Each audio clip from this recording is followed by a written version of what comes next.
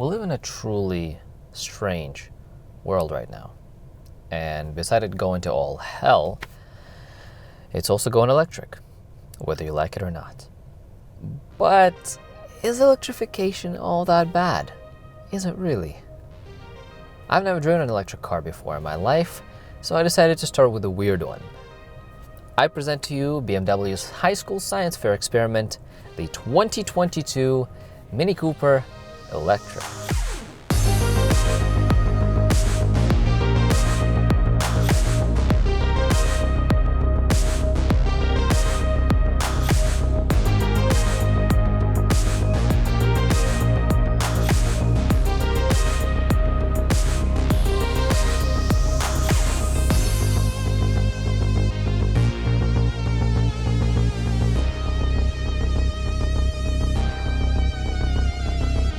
And right off the bat, the electric Mini Cooper is exactly that. It's a regular Mini Cooper with an electric drivetrain swapped into it. We have an electric motor producing 181 horsepower and 199 pound-feet of torque, juiced up by a 32.6 kilowatt battery pack, and the power is going strictly to the front wheels. The electric Mini is expected to go from 0 to 60 miles an hour in about 6 seconds, which is very, very respectable for this type of vehicle.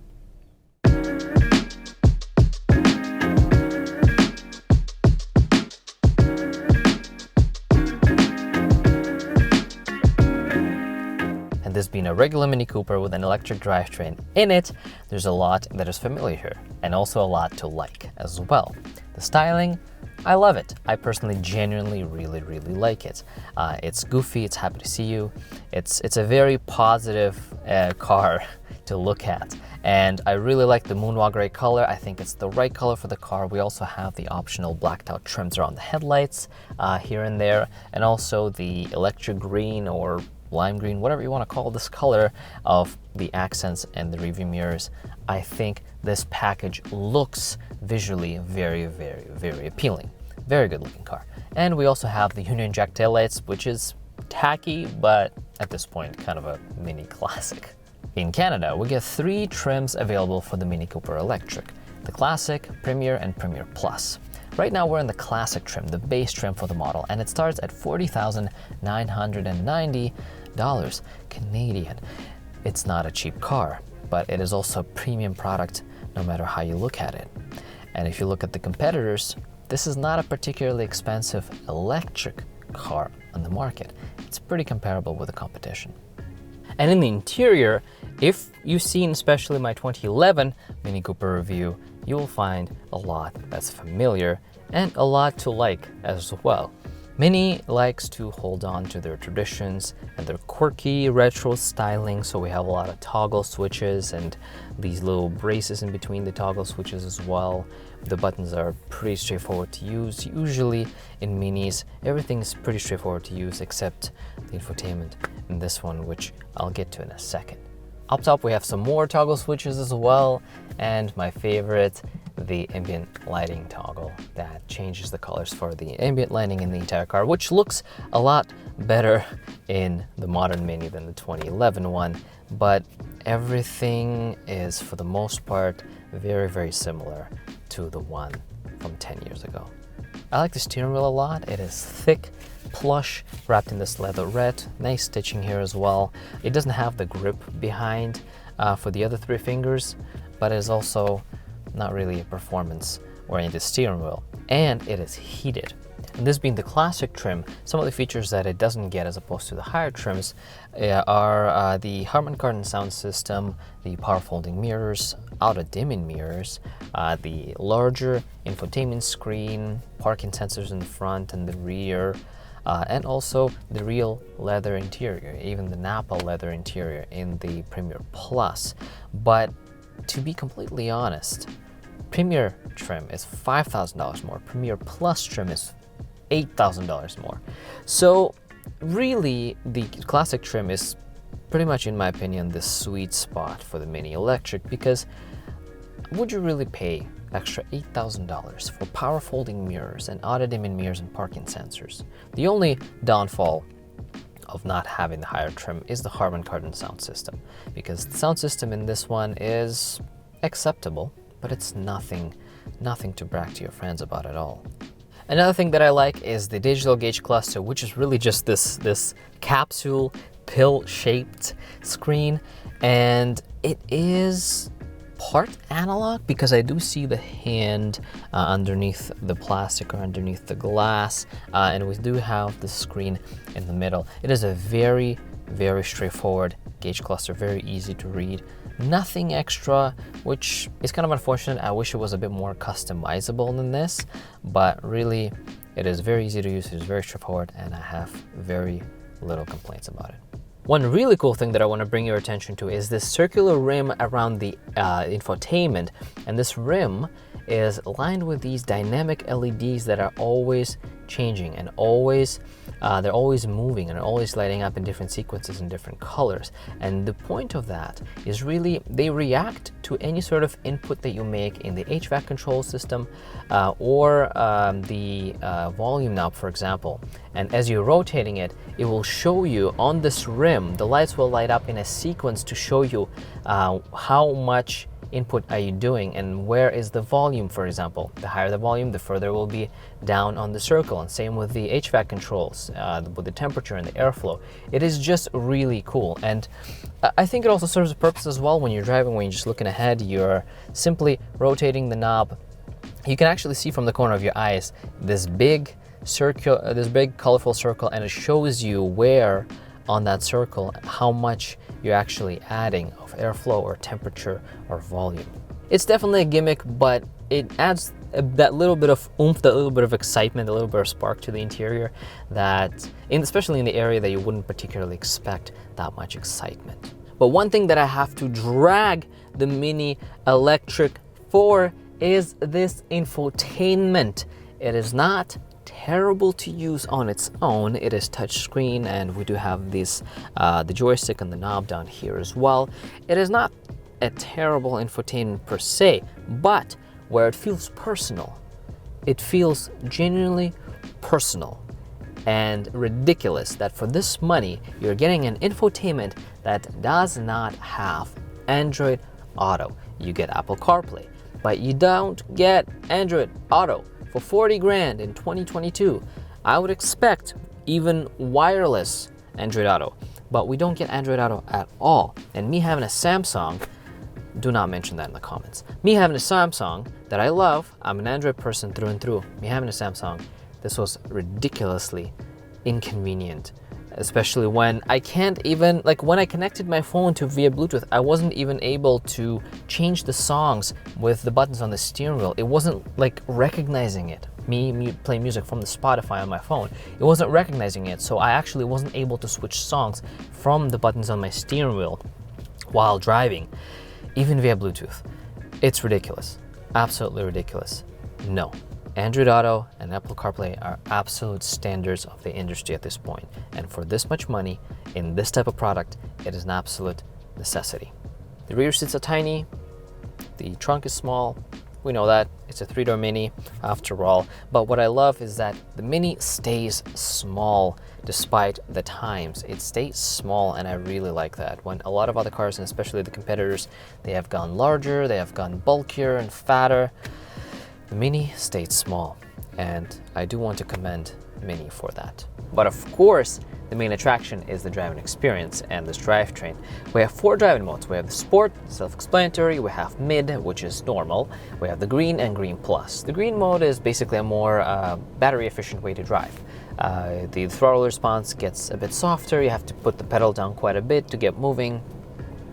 It's not as responsive, and it's a more of a comfort / efficient way to drive, whereas Green Plus will actually shut off the heating of the air conditioning, and I believe the heated seats as well, to save as much charge as possible. If you're in a pinch, if you need to get somewhere and you can tell you're barely making it, Green Plus is your friend. But it is winter time, so I'm going to be driving in green, and I'm going to enjoy myself, and here is why.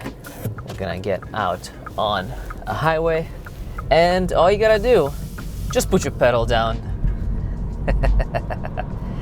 And this power is available when you're at a 60 kilometers an hour, when you're at 80 kilometers an hour, 100 kilometers an hour. It pulls just as hard throughout well, I can't even say the RPM range because there are no RPMs. Not in the traditional sense of it, of the words.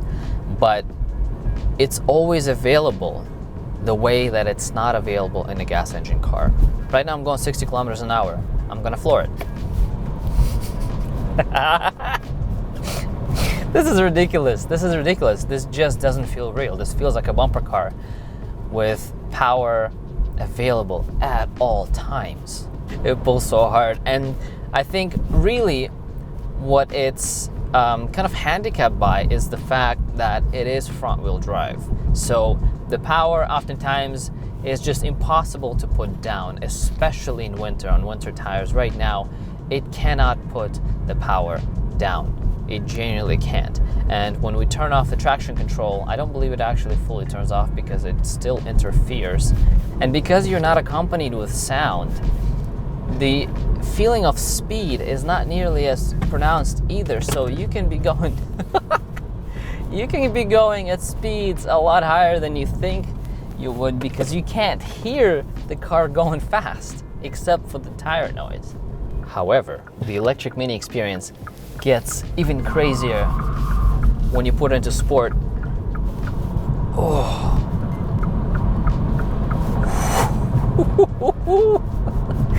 Because the throttle response now is absolutely instantaneous, and the steering wheel, I think the steering wheel gets a little heavier, and now any little throttle input, it just you better be mindful of your neck because you can't pull a neck like that. If you relax at one point and you mash it in sport, just the sheer violence of acceleration that comes on so much sooner than you expected in a normal car. I'm gonna say something right now that might trigger a very big portion of you, but I want you to hear me out, and I want you to hold your horses. Don't get triggered too early.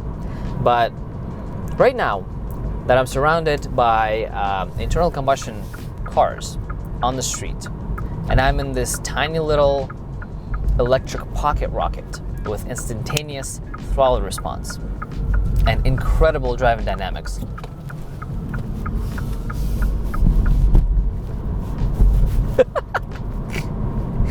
I genuinely feel like I am in a superior commuter vehicle.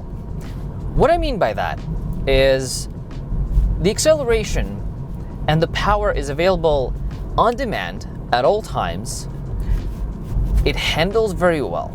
The steering is great. It's numb. You don't feel anything, but it's direct. It's a peppy, shockingly peppy car.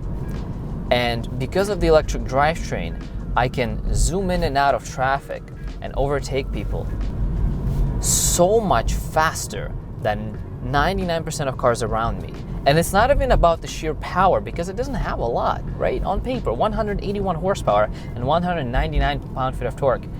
It's not a lot on paper, but it feels like it's so much more.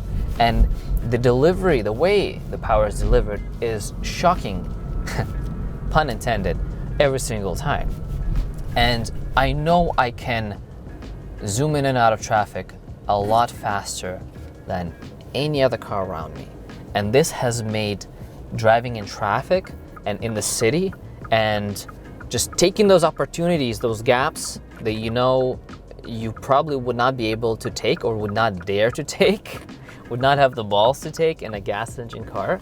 In this one, it is 100% doable.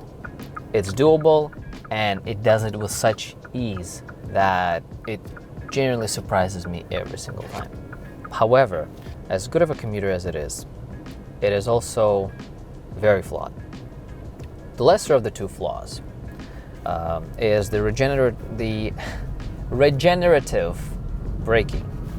So it has two modes, which is also great. It has two regenerative braking modes. It has the high regenerative braking mode and low regenerative braking mode. And I've been driving in the low because the high, when you put it in high, even though the regenerative braking helps you charge up the battery a little bit by basically the kinetic energy of the wheels as they're turning. So when you let off the gas pedal, it'll basically start braking for you. So if in the high regenerative braking mode, You actually, for the most part, you don't even have to use the brakes. However, as soon as you let go of the accelerator, it just becomes like a dead weight. It just stops. It brakes so hard that on multiple occasions I was afraid that I would get rear-ended. Especially when you're coming from a gas-powered car, it is very jarring, and it's definitely something to get used to. But I've been driving in low regenerative braking mode, and it's been pretty good. You can still feel that it's slowing down more than you would expect it to in a gas car, but it's a lot more manageable and a lot more natural. However, the Mini Cooper Electric has a bigger flaw, and if you know anything about this car, you will know exactly what I'm going to talk about right now. And it has to be said. It's been said in many places and many times before, but it has to be said. This is a very narrow application car because the range is genuinely pathetic. Mini claims that the car can go up to 180 kilometers on one full charge. Now, I have driven for around 70 kilometers, and I have 37 kilometers left showing right now. And it doesn't go down 1 kilometer every time I drive a kilometer. It goes down faster than that. So realistically, the range, especially in winter in the cold right now, is probably more like 100 to 120 kilometers an hour, especially with the way I'm driving, because it's just too addicting and too much fun. And you'll probably be driving the same way as well. And I think the car is truly made only for an urban dweller. If you live downtown Toronto like the owners of this vehicle do, it makes all the sense in the world. And if you never really leave the city and you never really leave downtown Toronto or a big city, you don't actually live in the suburbs, this might just be a perfect vehicle for you. However, I don't also see this being an only vehicle either, right? Because the range is genuinely concerning. And when I've been driving it for the past day, when I left the city, as soon as you leave the city, the anxiety just becomes palpable. This range anxiety is very, very real, and it's always there. I've been driving this car for the past day, and I've been checking the range more often than I've been checking my rearview mirrors as as they teach you in driving school. Every 10 to 15 seconds, I believe. You will be checking it just as often.